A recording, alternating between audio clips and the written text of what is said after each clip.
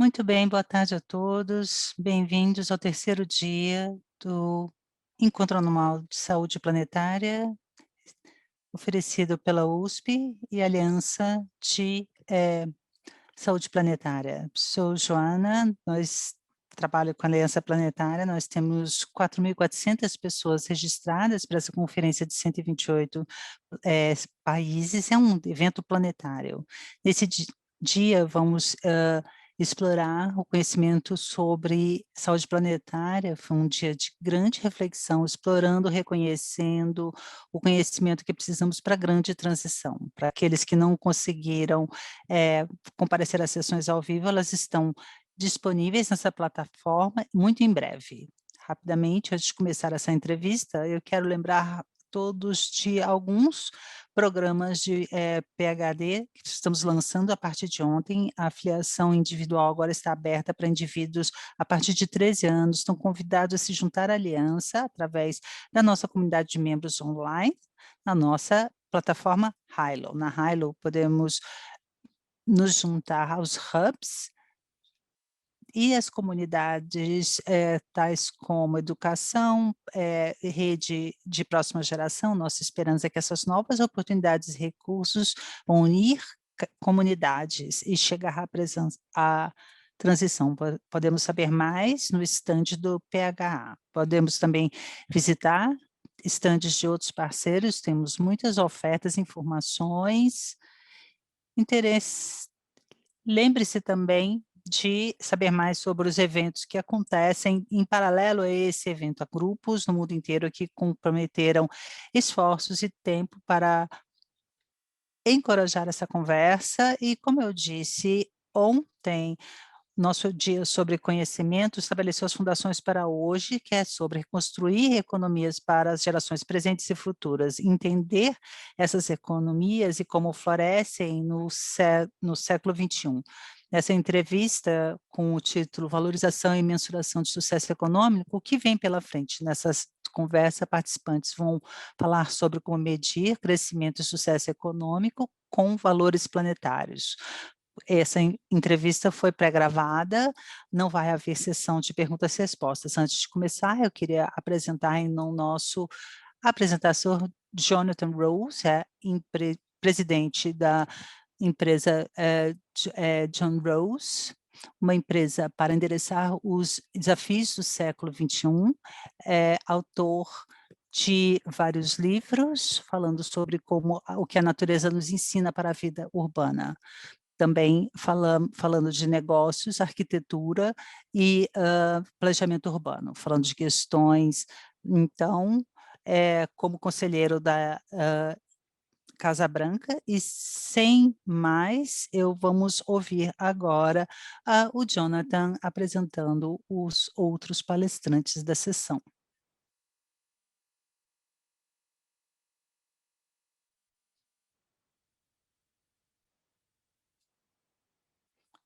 Não estamos recebendo o som.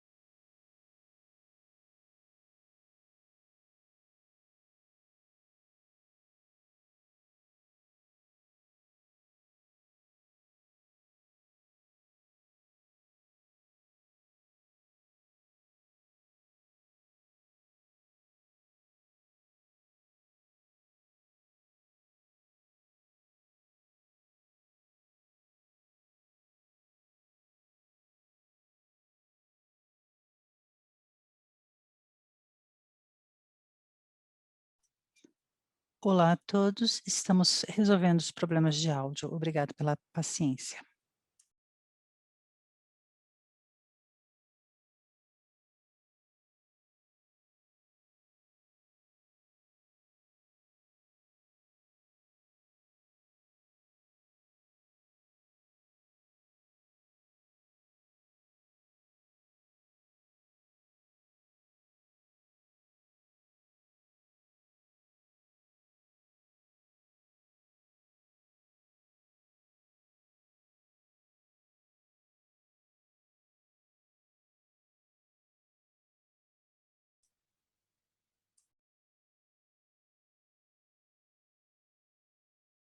Bem-vindos a essa sessão sobre valorização e medida de sucesso econômico e o que temos adiante. O motivo pelo qual falamos, então, desse tópico é de várias formas o sucesso econômico tem sido um dos determinantes da nossa doença planetária, e a doença é a ausência de saúde, justamente. A grande exploração econômica dos recursos, do planeta, incluindo outros seres humanos, levou ao que nós vemos hoje como efeitos desse contexto. Então é crítico criar, então, um sistema econômico positivo que regenere, então, um bem comum, os sistemas naturais, a biodiversidade e até mesmo o bem comum econômico e social. Se conseguirmos entender valores, um sistema de valores que reforce o valor do bem comum, isso será um ponto de alavancagem crucial para nos levar à saúde planetária. Para se engajar nessa discussão, temos 2 grandes pensadores, especialistas nessa área, com muito pensamento profundo. Primeiro é a doutora Riane Eisler, ela é presidente do Centro para Sistemas de Parceria, e vamos ouvir muito sobre parcerias, para a Jornada Interdisciplinar na Universidade de Minnesota, também é autora de Nutrindo Nossa Humanidade, como a dominação e as parcerias modelam nossos cérebros, vidas e futuro. Também escreveu vários outros livros, como O Cálice e a Lâmina, Nossa História e Nosso Futuro, e outros. Portanto, muito a ouvir da doutora Eisler, e também, ao mesmo tempo, nós temos Will Evison, diretor de estratégia e sustentabilidade na PwC. Lidera, então, o grupo de estratégia da PwC, economista ambiental por educação, 15 anos de experiência no linha de frente de consultoria de sustentabilidade. Vai nos falar, então, sobre o que o setor privado pode fazer. Investido Está envolvido em trabalho de vários conselhos, em empresas de mais de 20 países, e vamos ouvir também sobre o seu trabalho com o TIB, que é um estudo muito interessante feito pela União Europeia em 2010, analisando então a economia e a biodiversidade. Então, Rhiannon e Will, bem-vindos. Muito obrigada, é um prazer estar aqui. Vou começar então essa sessão. Vamos falar do sistema econômico atual, e eu gostaria de ouvir dos 2, então vamos começar falando de uma visão geral do sistema econômico atual e como nós medimos o sucesso, e como essas medidas atualmente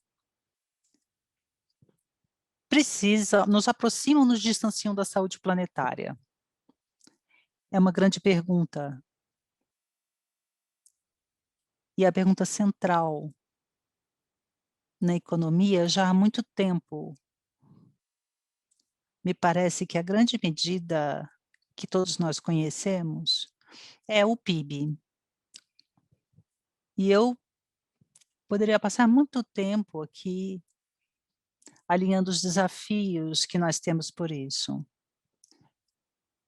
Mas, de uma certa forma, essa é uma medida muito prática. E eu queria falar por que que a gente está preso a essa mensuração através do PIB. A gente começou a medir o PIB porque eles nos ajudam a pensar a longo prazo, questões macroeconômicas.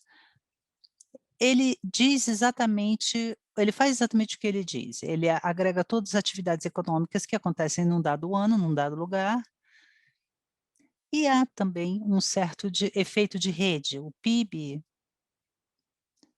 está aí não faz muito tempo, na realidade foi no meio do século XX, uma invenção do meio do século XX, mas o que a maior parte dos países Eh, tem uma contabilidade, com bastante credibilidade de PIB, e quando a gente começou então a analisar o crescimento do PIB, qualquer país sem a contabilidade do, PIB, sem o cálculo do PIB,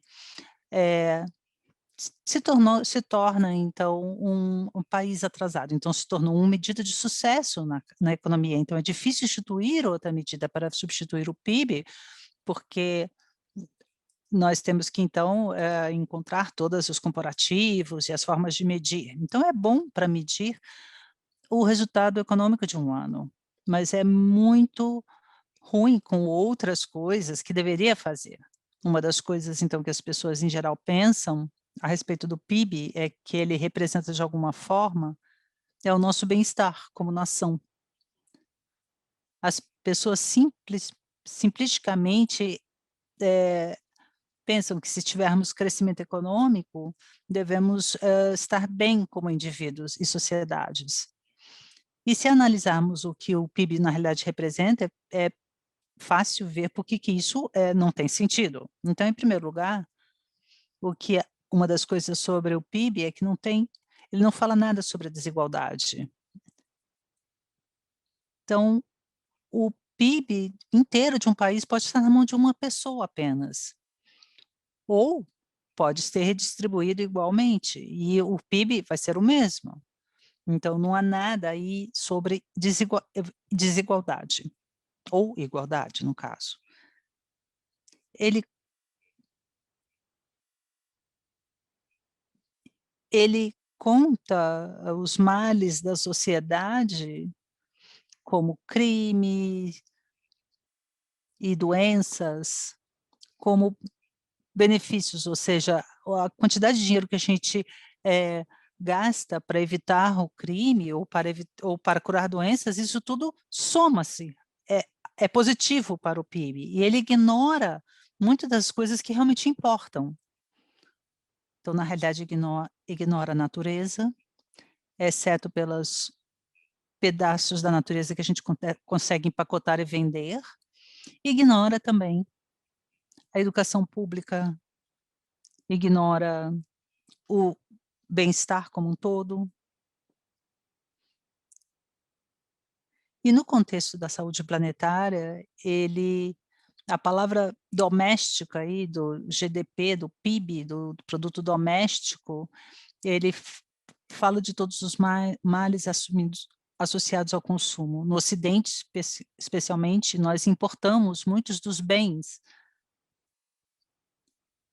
que muitas vezes estão associados com práticas de produção negativas e que acontecem em outro lado do mundo, mas a gente só tem o benefício de consumi-las. Como eu disse, eu tenho falado mal do PIB há muito tempo, provavelmente tempo suficiente, mas faz parte já do nosso desafio atual, e eu acho que falarei um pouco mais na conversa sobre alguns das alternativas a isso, quais seriam as opções que podemos ter. Mas agora eu queria que a Riane também falasse um pouco sobre isso. Obrigada, foi um ótimo início. E Riane, se você pudesse falar então sobre o índice de riqueza social. Antes de dizer isso, eu tenho que dizer que concordo com o Will sobre os problemas do PIB como uma medida. Eu vou levar a minha crítica ainda mais profundamente do que isso, porque eu acho que o PIB é baseado em numa ideia completamente, irrealista e no modelo de dominação econômica. Isso veio da teoria capitalista e socialista, que não tem nada a ver com a voz das pessoas, nem a respeito dos cuidados com a natureza. Então, se nós continuarmos a tentar a sempre usar o PIB, nós vamos estar sempre à margem, porque o principal evento é que, por exemplo, as árvores só aparecem no PIB quando elas estão mortas, quando foram cortadas. O PIB não tem nada a dizer, por exemplo, o do cuidado dos trabalhos das pessoas em suas casas e sobre os seus domicílios, mas isso é por causa do domínio econômico, tanto para Marx quanto para Smiths, para Adam Smith, que marginalizam isso, porque na época deles, lembre-se, essas teorias vieram dos século 17 e 18, que foram momentos industriais muito brilhantes, mas mais orientados para sistemas de dominação. Então, o trabalho de cuidar das pessoas e o trabalho doméstico deveria ser feito gratuitamente por uma mulher em domicílios controlados por homens. Tanto assim que, se uma mulher fosse lesionada por negligência, ela não tinha ninguém a processar por essas lesões, só seu marido poderia processá-la por perda de serviços. Graças a Deus isso ficou para trás e temos que deixar isso para trás, e isso é parte da resposta à sua pergunta. Por que nós, no Centro de Parcerias, analisamos uma abordagem completamente diferente, baseada, então, em um modelo econômico completamente diferente do que eu chamo no meu livro, nas riquezas reais das nações. E a economia de cuidados e parcerias. O objetivo da economia não é assumir a escassez ou a domínio econômico, como um imperador chinês ou um sheik árabe ou um rei indiano. Então, naquele tipo de economia onde aqueles que estão embaixo da pirâmide têm que se alimentar das migalhas que caem da mesa dos ricos. Isso é baseado nas premissas erradas, cria escassez artificial, e eu escrevo sobre esse. Mas voltando, então, aos indicadores de riqueza social, nós desenvolvemos, então, nós lançamos o primeiro conjunto de indicadores em 2014, com uma doação da Fundação Kellogg, com financiamento da Fundação Kellogg, que são muito diferentes, não apenas do PIB, mas também na maior parte das alternativas ao PIB, porque o que nós medimos são 2 aspectos diferentes da economia. Um é a capacidade de desenvolvimento humano, e isso, claro, inclui o cuidado com os nossos sistemas de suporte à vida natural. Nós medimos o que o Will falou, a desigualdade, e o que sabemos da neurociência hoje, os primeiros 5 anos da vida. Os 5 primeiros anos da vida é quando a arquitetura do nosso cérebro é desenvolvida. No meu novo livro, A Nutrição para a Humanidade, que foi editado pela Oxford University Press recentemente, falamos disso. Os modelos econômicos antigos, o PIB, ignoram isso, precisamos de um novo paradigma econômico. Segundo conjunto de indicadores, consistem, então, de investimento em cuidados. Não é coincidência que os Estados Unidos, essa nação tão rica, tenha a maior taxa de pobreza infantil, mortalidade infantil e mortalidade em maternidade, que qualquer outra nação rica. Eles, na realidade, investem metade do que qualquer outra nação da OCDE. Não é coincidência, esses 2 indicadores não mostram relações, não apenas eles medem o que é, uma foto do que é, mas também o que inputs criam melhor output. E eu vou Vou fechar, falando sobre isso e sobre o índice de riqueza social. O índice, econômico, bom, que nós lançamos em 2014, vocês podem ler mais a respeito desse índice no Centro para Parcerias, centerforpartnership.org. Olha só, tem muitos indicadores, são 24. Nós temos essa, excelente equipe de economistas, ah, da Harvard, das Nações Unidas, que são afiliados e que trabalham nesse índice. A gente tem que ter algo que seja acessível, mensurável. Não vai ser fácil, a gente vai descobrir que é uma lacuna de dados faltantes. dados faltantes, mas até isso vai ser bastante importante para nós também. A gente mede o que valoriza e a gente valoriza o que mede, e eu então, eu diria que as medidas de PI são coisas erradas, equivocadas, elas não são tão valiosas assim. Ok, muito obrigada. Gostaria de falar mais sobre os valores também e a perspectiva mundial. Temos que buscar mudar o sistema usando os pontos de alavancagem. E o mais importante é a visão do mundo com relação ao sistema. Sim, é disso que estamos falando, a visão sistêmica do mundo. O que você mencionou foi interessante. O sistema econômico surgiu de um mundo que veio do iluminismo. O que é interessante é que Isaac Newton, em 1700, ele gerou essa matemática fantástica para entender a trajetória de um objeto, não de um sistema, mas de um objeto. E esse tipo de entendimento permitiu que a gente mandasse o homem para a Lua. De várias formas, o sistema econômico avalia o indivíduo de forma isolada. Mas, no final das contas, é um sistema de física incompleto para descrever a natureza do mundo, porque ela é muito interdependente. Nós tivemos a relatividade, a mecânica quântica, foi aí que começamos a entender essa interdependência. Os objetos não são isolados, os objetos são uma criação mental. Temos, na verdade, é uma vasta integração. Precisamos de sistemas econômicos. E aí temos que descobrir o que eles medem, porque esse sistema em si tem que se tornar um sistema relacional, com uma perspectiva mundial. E a partir daí podemos medir as coisas que a senhora mencionou. Investimento na capacidade humana, envolvimento, mas mesmo se a gente medir esses objetos como objetos não interrelacionados, a gente nunca vai chegar na solução que precisa. Concordo. É por isso que o meu trabalho, como você deve saber, ele é interdisciplinar, é um trabalho multidisciplinar que avalia o sistema como um todo. E o que a gente está falando aqui e o que os indicadores sociais, o índice de riqueza social seria um ferramenta para a mudança do sistema mundial.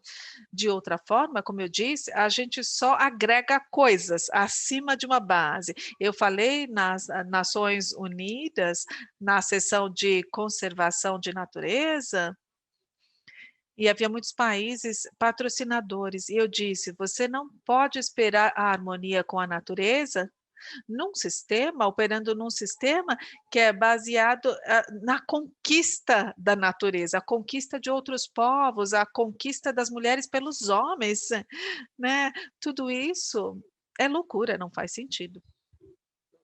Verdade. Então, Will, vamos voltar ao relatório. É uma visão, incrível, que nos ajuda de fato a entender a economia da biodiversidade e a natureza do ponto de vista integral, como um sistema única. Então, Will, aprendeu lições que foram importantes para vocês e que você levou para outros trabalhos? Poderia falar sobre isso, Will? Sim, obrigado. Muito obrigado por mencionar. É algo bem oportuno. A economia da biodiversidade, dos ecossistemas, foram abordadas em 2007, se é que eu me lembro bem. Foi, uma abordagem transdisciplinar, um esforço global para reunir todo o estado da arte a respeito desse pensamento, do raciocínio, da economia e a inter-relação entre as pessoas e o ambiente natural, entre a biodiversidade e os ecossistemas.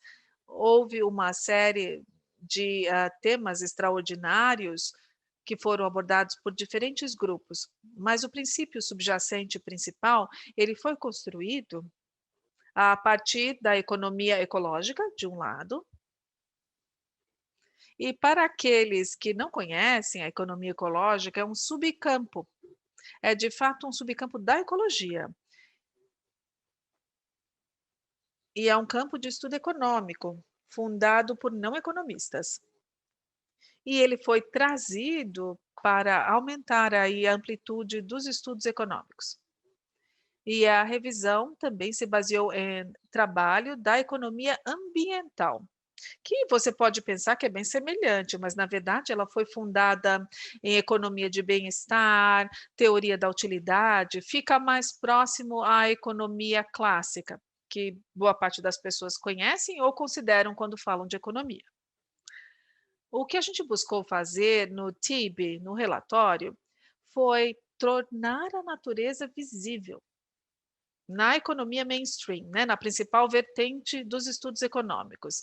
E o oportunismo, é oportuno pensar nisso, porque vocês devem ter ouvido de uma revisão mais recente, que foi publicada há alguns meses apenas, é a revisão do Dasgupta, 10 anos depois da gente publicar a TIB, que foi ordenada pelo governo britânico, que é uma revisão da economia da biodiversidade. É um trabalho feito nessa base.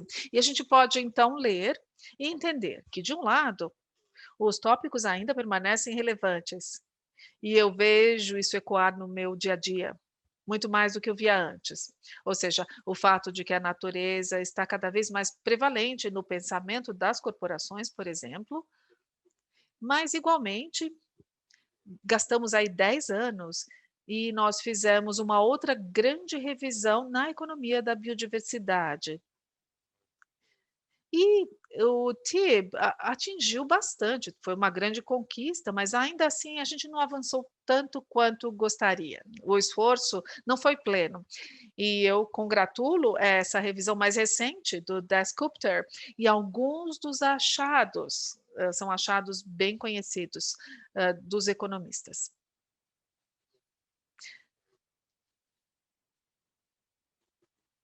A revisão conclui, ela é concluída com aspectos bastante fundamentais que a gente precisa reconhecer como sociedade. Isso volta ao que você disse antes. Trata-se do paradigma e a nossa representação do paradigma. Ou seja, a economia é uma subsidiária da natureza. A economia existe dentro da natureza e não o oposto, não o inverso. A economia existe dentro dos ecossistemas, não é o oposto, não. Ou seja, essa estrutura, esse framing que a gente sempre teve, e Kate Howarth, que é um economista, e muitas pessoas já falaram sobre esse assunto. Nós temos, portanto, essa noção no nosso sistema econômico, que é um sistema econômico linear que a gente criou, de que nós podemos descartar as coisas.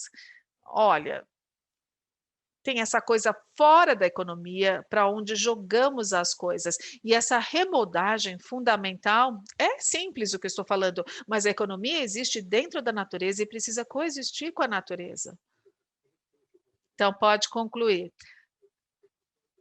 Eu só queria dizer que ele faz essa observação, que a natureza ela é invisível e silenciosa. Ninguém defende a natureza.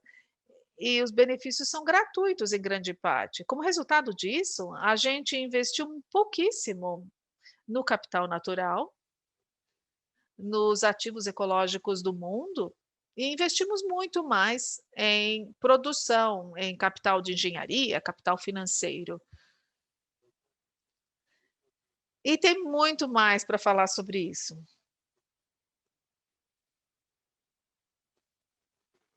Bom, eu deveria ter deixado você me interromper. Bom, eu gostaria de desafiar essa ideia de que a economia é um subconjunto da natureza. Você disse que a natureza é silenciosa e passiva, mas a economia é um construto mental. Ela não tem existência física. A gravidade é real, a hidrologia é real, o sol na Terra é real. A economia é puramente uma construção mental. Então, para mim, é difícil ver, porque uma construção mental é totalmente abstrata e seria o subconjunto de algo que é tangível e precioso, como a natureza, algo que é lindo. E eu digo isso porque nós, humanos, Olha, eu quero que a senhora volte a esse momento, que eu quero discutir quando, o dinheiro, a masculinidade e o materialismo se uniram. Houve momentos que acho que foi lá em 6000 antes de Cristo, sei lá quando foi, mas houve uma época na qual esse construto mental começou a assumir mais influência, teve mais influência sobre as nossas atividades. E eu levanto essa questão porque eu vou dar um alerta aí onde eu quero chegar. O ponto que eu quero chegar é o seguinte: reconhecer que a gente inventou tudo isso e a gente pode inventar algo diferente, não é? Então, Rihanna, você poderia falar sobre isso? Eu gostaria de abordar o construto mental, porque é isso que guia as pessoas, povos, culturas, civilizações. Isso nos ajuda a nos alinhar com a saúde planetária. Oh, uau! Deixe-me voltar para trás um pouquinho aqui, se assim eu puder, para falar sobre toda essa noção, porque eu concordo com o que ele disse, com o que o Jonathan disse. A economia é um construto mental da sociedade. É isso que eu diria. E também das normas sociais. A economia é uma criação humana, sim. E não esqueçamos disso. A economia é uma criação humana e as criações humanas, estão aqui em nosso entorno, do ponto de vista físico e também do ponto de vista mental e conceitual. Número um, a gente vem usando um mapa econômico incompleto, eu gosto de enfatizar isso. Esse mapa não inclui como produtivo os 3 setores que sustentam a vida: a economia natural, a economia domiciliar e as comunidades a economia das comunidades voluntárias, sem as quais todos estaríamos mortos agora. Não é apenas uma falha nesse sistema, na verdade é um desastre. Porque isso foi relegado e continua a ser relegado nas escolas de economia, nas faculdades de economia, apenas como sendo reprodutivos e não produtivos. No mundo real das nações, ou nas Nações Unidas, perdão, eu propus um mapa econômico completo. Assim que a gente parte desse princípio do mapa econômico completo, nós começamos a perceber que se de fato começarmos dessa premissa, ela vai incluir o que foi desvalorizado, o que era considerado, ser domínio da propriedade, que deveria ser conquistado, mas na verdade é o trabalho mais produtivo. Temos que partir desse princípio. Porque hoje temos a neurociência, e ela já existia há muito tempo. Nós temos que cuidar dos sistemas de suporte natural. Aí partimos de um ponto de partida mental que é um construto totalmente diferente. Depois voltamos lá à pré-história. Nós temos só 9 minutos. Muito bem, você mencionou o primeiro livro que eu tive na minha pesquisa multicultural, transdisciplinar, e a evidência hoje em dia já ficou bastante clara. Nós ouvimos várias histórias, já há milênios ouvimos várias histórias.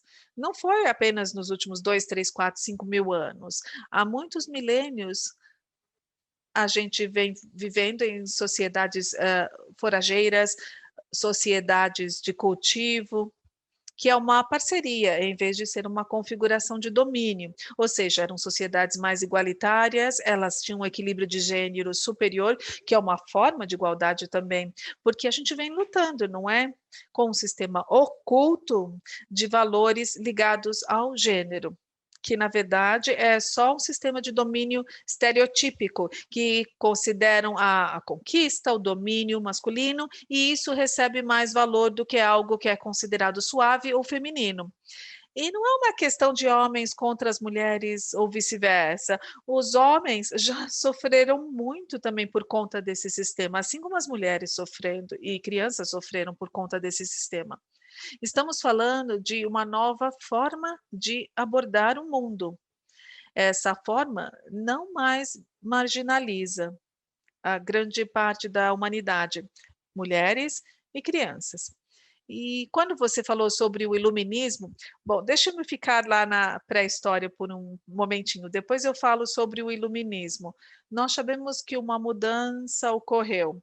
A Michael, o antropologista, ele é uma das autoridades, mundiais nas sociedades coletoras, que é uma sociedade baseada numa parceria original. Ah, os achados antropológicos e sociológicos, será que eles eram claros? Eles têm 5, 10 mil anos de idade, e isso não mais faz parte da natureza humana. Ou seja, uma história falsa nos foi contada e cabe a nós hoje, cabe a cada um de nós hoje, cada um de vocês, de fato, se informar, conhecer os dados que estão sendo publicados, e também mudar a conversa.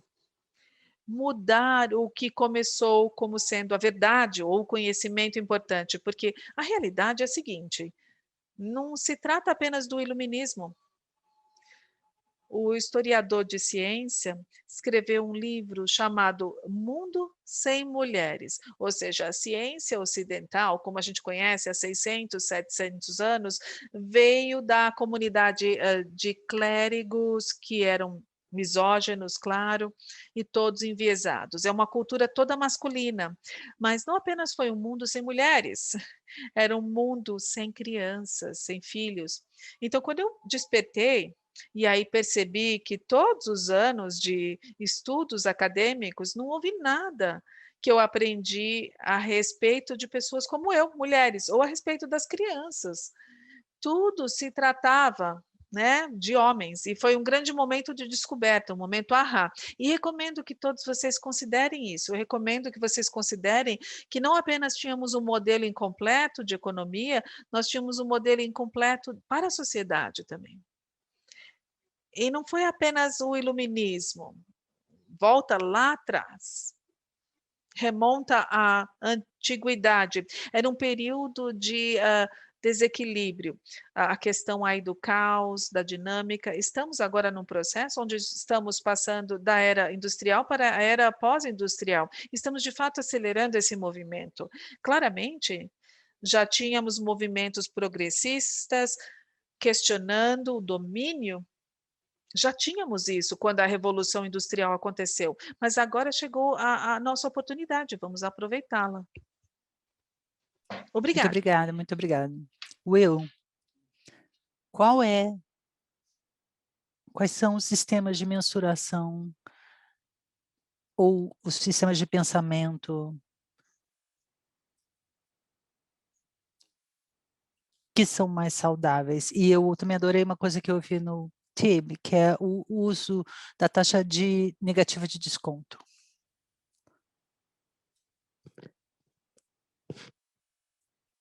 Eu acho que eu tenho um ponto de partida ligeiramente diferente. Nós temos o sistema que nós temos. Por mais que suas características sejam lamentáveis, nós criamos saúde, nós criamos riqueza e uma expectativa de vida longa. Podemos, acho, construir com base nesse sistema e adaptá-lo, apesar de que essas adaptações vão ter que ser bem radicais. Eu acho que as questões que mais me agradam, com vários tipos de conotações aí, é pensar, então, na riqueza num sentido mais abrangente, pensando aí que os capitais antigos, os economistas sempre usam o capital como um indicador, o capital financeiro de produção, mas se a gente expandir isso para incluir um capital natural e o capital humano e social, capital de relações e capital intelectual, numa medida que ainda não esteja capturada no sistema atual, acho que podemos chegar, então, a um sistema, uma estrutura de mensuração razoável que vai nos ajudar, em direção à saúde planetária. Na realidade, no livro que eu trabalhei com o Sam Myers, sobre justamente saúde planetária, a proteger a natureza para nos proteger, é o tipo de posição que eu aplico aos capítulos econômicos do livro, justamente. Qual foi sua pergunta? Sobre as taxas de desconto negativo, que é uma responsabilidade intergeneral, ou seja, intergeracional, significando que o futuro interessa mais do que no passado. Um momento só, eu só queria que o Will terminasse e concluísse seu ponto. As taxas de desconto negativas são uma ideia ligeiramente perigosa, eu diria. A premissa básica de por que a gente desconta do futuro? Porque a gente espera que as pessoas no futuro sejam mais ricas do que agora. Há bons argumentos para taxas de desconto muito baixas, frequentemente. Em certos contextos, pode haver argumentos justamente para taxas negativas de desconto, se a gente acreditar que estamos empobrecendo o futuro pelo que estamos fazendo hoje, e aí há argumento forte para as taxas negativas. E o motivo pelo qual essas ideias são perigosas é que o que vemos no discurso econômico, as pessoas mais pobres do mundo aplicam as maiores taxas de descontos, eles vivem somente com o que precisam para comer. Então, são as estruturas, na realidade, os pobres de hoje são os mais prejudicados justamente por essa estrutura econômica. E, na realidade, precisamos de abordagens diferentes. Então, para as nações subdesenvolvidas, e também para as nações plenamente desenvolvidas, nós precisamos diferenciar a visão da que e aí, Rian, seus comentários finais. Primeiro, eu que tenho que dizer que discordo completamente de que o sistema presente, criou algo. O que mudou foi justamente a mentalidade de dominação para parceria. É isso que aconteceu nas últimas décadas. Acho que tem nos contado a história errada. Isso suaviza-se a dominação econômica e tudo o que ela criou, e na realidade não consigo enfatizar o suficiente esse fato. Na realidade, o que temos que entender é se é uma infraestrutura humana ou natural. Eu não gosto do termo capital humano, nem capital, porque isso nos mercantiliza, nos comodifica. Eu prefiro o termo infraestrutura, e precisamos de um paradigma diferente. Einstein disse isso, ele disse: "Não podemos resolver problemas com o mesmo pensamento que os criou". E é por isso que eu sempre fui um ponto fora da curva, mas a gente precisa desses pontos fora da curva, não apenas para criar a deconstrução e em vez de remediações parciais, analisar então as causas fundamentais, as premissas fundamentais, onde e aí os pontos que necessitam atenção. Criança, por causa da neurociências, gênero, a economia, distanciando-se para uma abordagem completamente orientada ao humano. E aí, histórias e a língua, porque nós estamos sendo canalizados pelas categorização convencional, para simplesmente permanecer no paradigma antigo, então precisamos de novas categorias. Rian, muito obrigada, Will, muito obrigada, e agradeço ao público também. Então, os nossos oradores têm 2 pontos de vista muito diferentes, é justamente para convidá-los a pensar. Eu convido-os também para analisar as biografias dos oradores e encorajo todos a tomar o próximo passo baseado no que foi apresentado hoje e desenhar como querem usá-los aí na sua jornada para a saúde planetária. Muito obrigada, Jonathan Rehan. Muito obrigada. Obrigada, Aliança de Saúde Planetária.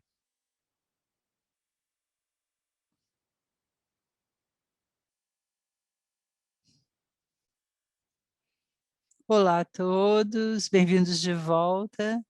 Foi um painel incrível. Desculpe que não foi ao vivo, para que vocês pudessem também fazer perguntas, mas espero que tenham apreciado mesmo assim.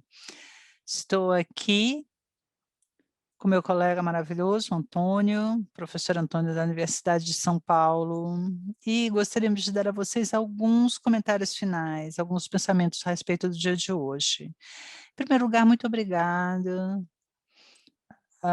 aos participantes por participar desse terceiro dia do nosso encontro de 2021. Hoje nós tivemos 4.800 pessoas de 128 países inscritas. Isso é extremamente entusiasmante. Nós tivemos outro dia maravilhoso. Na segunda-feira, valores fundamentais para alcançar a grande transição para a saúde planetária, onde tivemos discussões muito ricas, focadas, então, estruturas de financiamento, conhecimento e estruturas que apoiam o avanço da saúde planetária. Hoje, nós tivemos conversas dedicadas, então, à necessidade de empresas e economias transformadoras para alcançar a saúde planetária. Tivemos conversas excelentes, como acabaram de ver nesse último painel. Ouvemos também sobre novas mentalidades, avanços de inovação e empresas criando mudanças rápidas em tudo, desde fontes de proteína alternativas para alimentar o mundo, redução de impacto ambiental através dos novos modelos, sistemas de financiamentos, estratégias de economia circular. Tudo isso foi muito inspirador e continua a nos dar esperança para o trabalho que nós estamos fazendo com todos vocês. Essa última entrevista que vocês acabaram de ver, eu achei que foi maravilhosa e muito animada, discutindo os problemas de como o sucesso econômico atualmente é medido, como deveria ser medido, considerando, então, outros aspectos e outras partes interessadas que atualmente são ignorados. Então, temos muito para pensar, baseado nos últimos 3 dias, e ainda temos mais alguns dias à frente. Então, Antônio, passa a palavra a você. Obrigado, Marie. Então, mais 2 dias a adiante aí. Ainda temos a sessão de palestras relâmpago em alguns momentos, não esqueçam, e temos o festival e os eventos paralelos acontecendo também, hoje à tarde, hoje à noite aqui no Brasil e no seu fuso horário. Então, alguns comentários. Se não conseguiram assistir aos painéis ao vivo, por favor, saibam que todas as sessões foram gravadas e serão postadas nos próximos dias. As de hoje serão postadas amanhã, nessa plataforma de eventos e depois no canal de YouTube. Então, não perca, e estarão disponíveis imediatamente em inglês e depois em português, espanhol, francês e mandarim. Convidamos todos também a se juntar à nossa comunidade, tornando-se membros individuais através da plataforma individual que acabou de ser lançada, a Hilo, que é um grande lugar para manter essas conversas, justamente reconectando-se, então, com essa comunidade de saúde planetária. Então, torne-se membro, não perca essa oportunidade.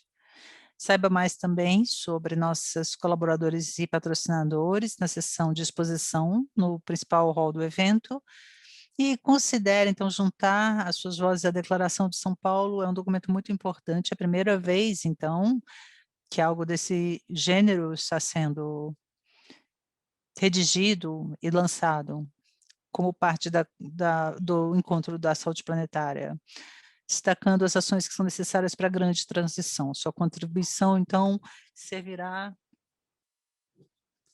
para agregar mais ainda. Isso na plataforma da PHA, no Programa de Saúde e Meio Ambiente também da ONU, e podemos ter acesso também através da nosso hall do evento. Obrigada, apreciem o resto do evento e não percam as palestras relâmpago em alguns momentos. assim como os eventos paralelos. Temos 60 ou 70 organizações parceiras que contribuíram com esforços na organização desses eventos e vale a pena visitar e participar. Muito obrigada e vamos mantendo contato.